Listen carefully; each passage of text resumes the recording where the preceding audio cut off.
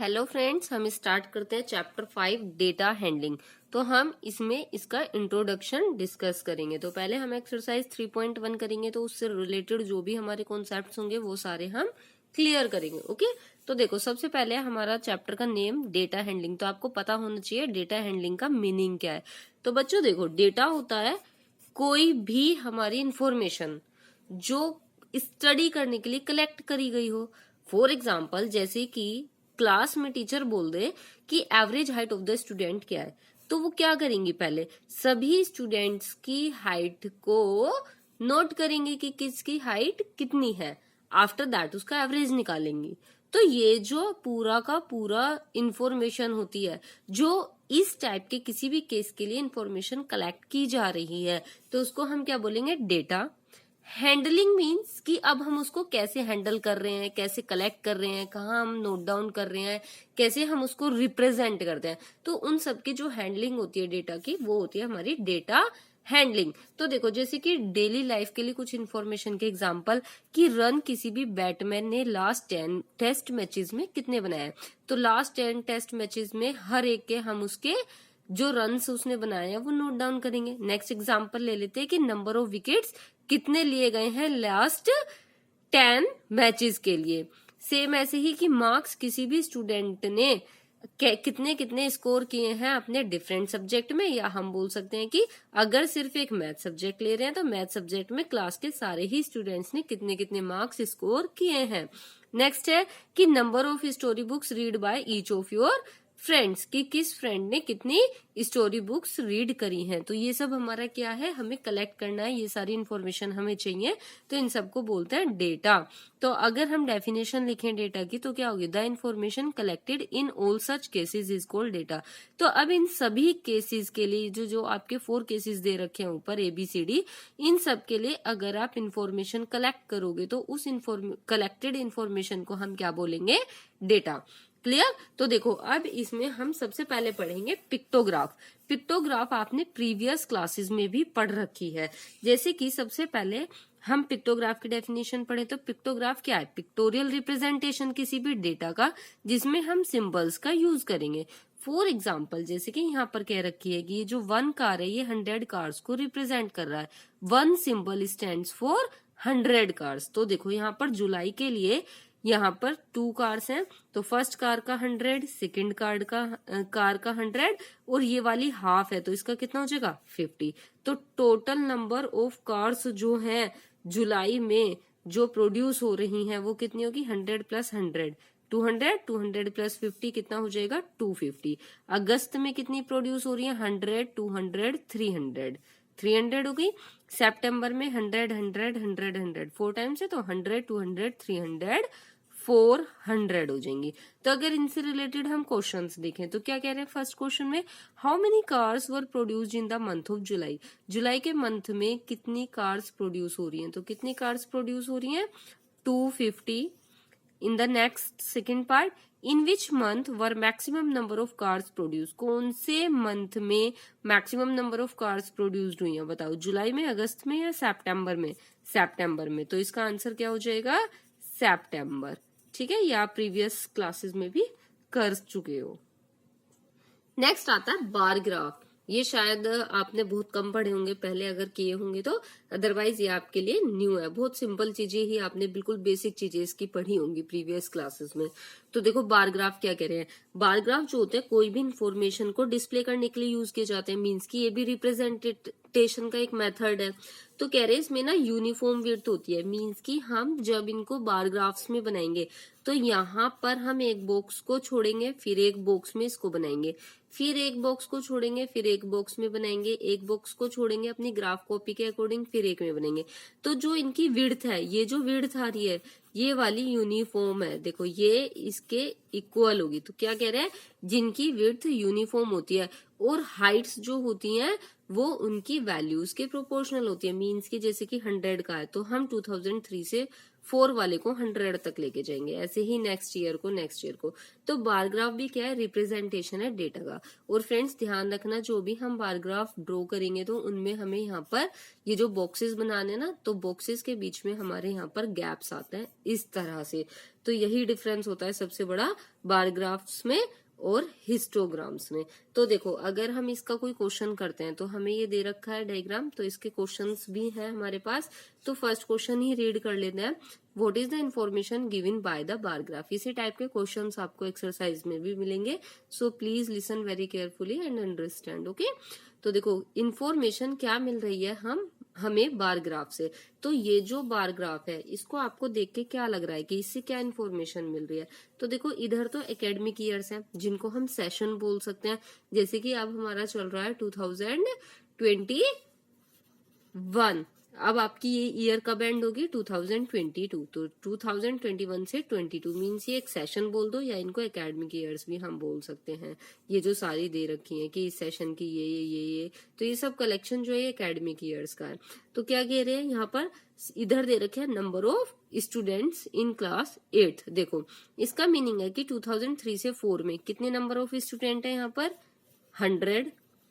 2004 से 5 में कितने हैं, इधर देखेंगे हम वर्टिकल एक्सिस पर 200। 5 से 6 के लिए देखेंगे तो 250, इधर देखेंगे 300 और इधर से देखेंगे तो 350। ओके, तो क्या है कि यहाँ पर नंबर ऑफ स्टूडेंट्स बता रहे हैं 8th क्लास में कितने थे। 2003 से 4 में 100 थे। नंबर ऑफ स्टूडेंट 2004 से 5 में 200 थे। मींस कि कितने number of students 8th class में कौन सी ईयर में कौन से सेशन में थे। तो ये इंफॉर्मेशन हमें इससे मिल रही है। Okay, second part, in which year is the increase in the number of student maximum. कौन सी ईयर में सबसे ज्यादा नंबर ऑफ स्टूडेंट्स हमारे इंक्रीज हो रहे हैं। तो देखो सबसे ज्यादा यहाँ पर 100 थे 2003 से 4 में, अब 2004 से 5 में 200 हो गए हैं। तो अगर मैं ये वाला गैप देखूं तो ये गैप कितने का है 100 का है। यहाँ पर गैप कितने का है 50 का, ये वाला गैप भी 50 का, और यहाँ से भी देखा जाए तो 50। तो कौन सी सेशन से नेक्स्ट सेशन में सबसे ज्यादा स्टूडेंट्स बढ़ रहे हैं।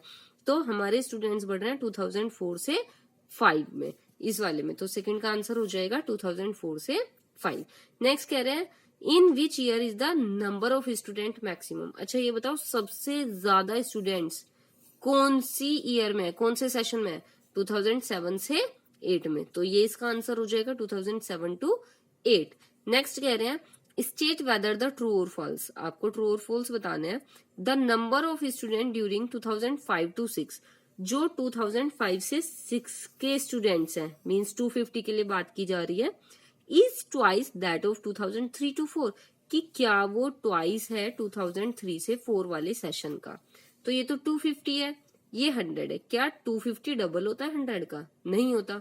तो इसका मतलब ये वाली स्टेटमेंट भी हमारी क्या हो जाएगी, फॉल्स। तो इस टाइप के क्वेश्चंस हमें अपने बार ग्राफ्स में करने हैं। कई बार क्या होगा कि हमें वो डेटा दे देंगे, कलेक्शन दे देंगे, डेटा का टेबल दे देंगे, उससे हमें बार ग्राफ बनाना है, या इस तरह से वो बार ग्राफ देंगे और हमें इस टाइप के क्वेश्चंस देंगे, उनके आंसर्स हमें देने हैं। क्लियर फ्रेंड्स, ये बार ग्राफ फिनिश हुआ। नेक्स्ट आता है हमारा डबल बार ग्राफ। देखो डबल बार ग्राफ में क्या है, जब भी हमें कंपैरिजन करना है तो हम डबल बार ग्राफ यूज करेंगे। फॉर एग्जाम्पल देखो, अगर आपने अपने 7th क्लास में एग्जाम्स दिए थे, FA दिए थे, ऐसे दिए थे, तो मान लो FA1 में 20 मार्क्स थे और FA2 में आपके 22 मार्क्स थे आउट ऑफ 25।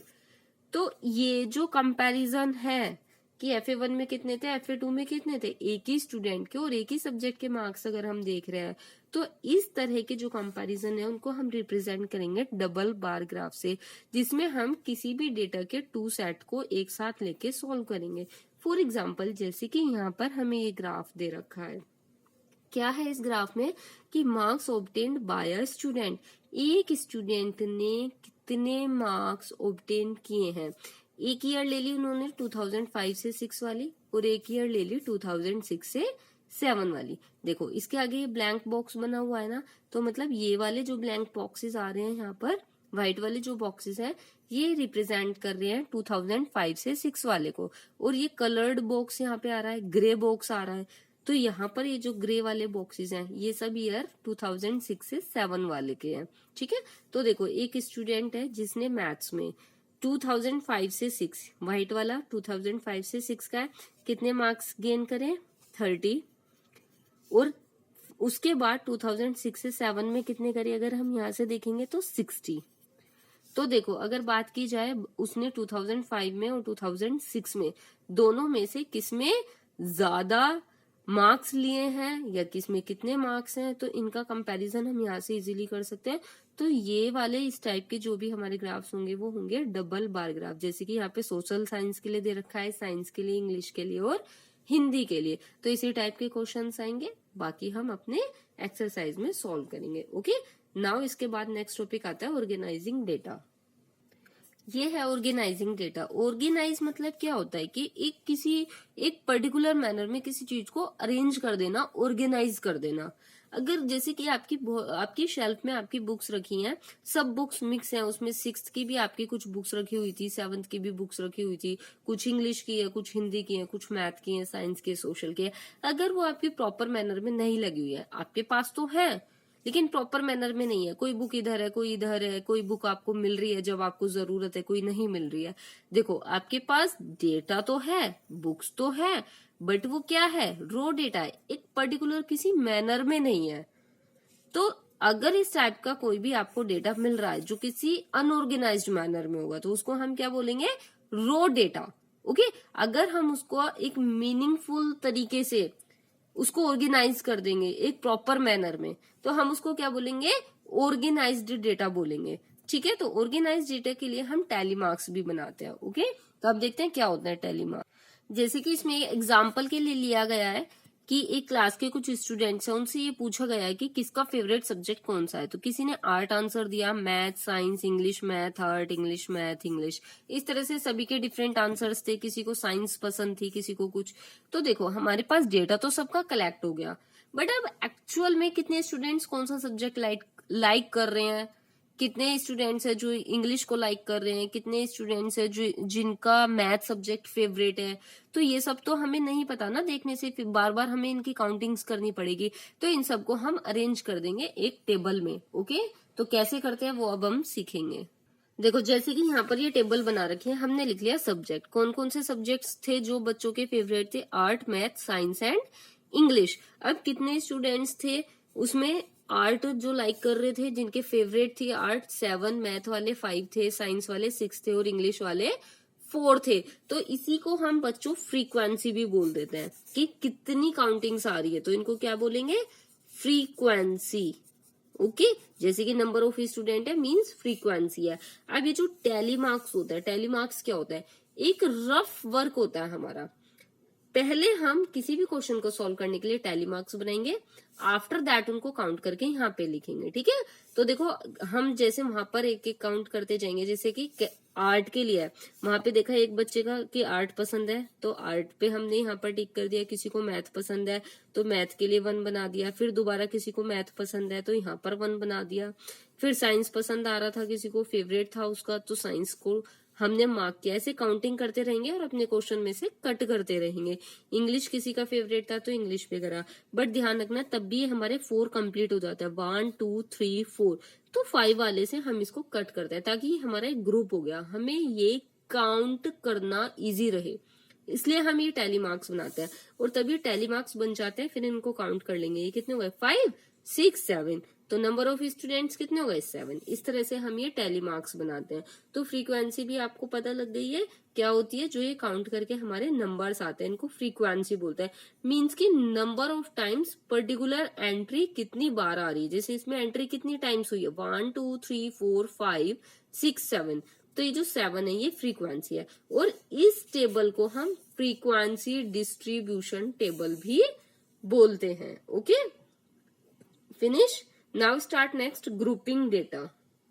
अब देखो जो ये ग्रुपिंग डेटा है, इसमें कहा गया है कि मैथमेटिक्स में 60 स्टूडेंट्स थे, उनमें उनको मार्क्स दिए गए हैं 50 में से। तो 50 में से किसी के मार्क्स 21 है, 10 है, 30 है, 22 है, 33, सब बिल्कुल डिफरेंट डिफरेंट आ रहे हैं। कुछ कुछ रिपीटेड भी हैं, जैसे कि 22 हो गए, बहुत कम रिपीटेड होंगे। तो अब अगर हम इसके लिए फ्रीक्वेंसी डिस्ट्रीब्यूशन टेबल बनाए, तो अब ऐसा तो नहीं है ना सारे नंबर्स हम लिखेंगे यहाँ 21 10 आफ्टर दैट 30, 22, 33, तो वो थोड़ा सा मुश्किल होता है।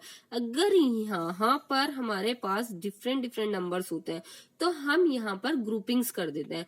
ग्रुपिंग्स किस तरह से करते हैं कि हम सभी को अलग अलग काउंट ना करके ऐसे देख लेंगे कि 0 से 10, 0 से 10 मतलब कि 0 से लेकर 10 से कम वाले कितने स्टूडेंट्स हैं उनको काउंट कर लेंगे।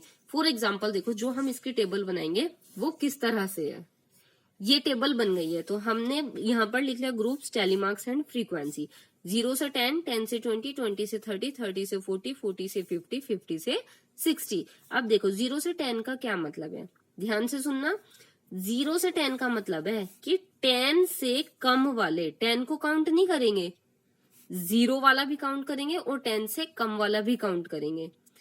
10 से 20 का मतलब है 10 को काउंट करेंगे बट 20 से कम वाले काउंट करेंगे और 20 को काउंट नहीं करेंगे। जैसे 0 से 10 है ना, और मान लो किसी बच्चे के मार्क्स, किसी स्टूडेंट के मार्क्स 10 है, तो हम उसको इस ग्रुप में काउंट नहीं करेंगे, इस वाले ग्रुप में काउंट करेंगे।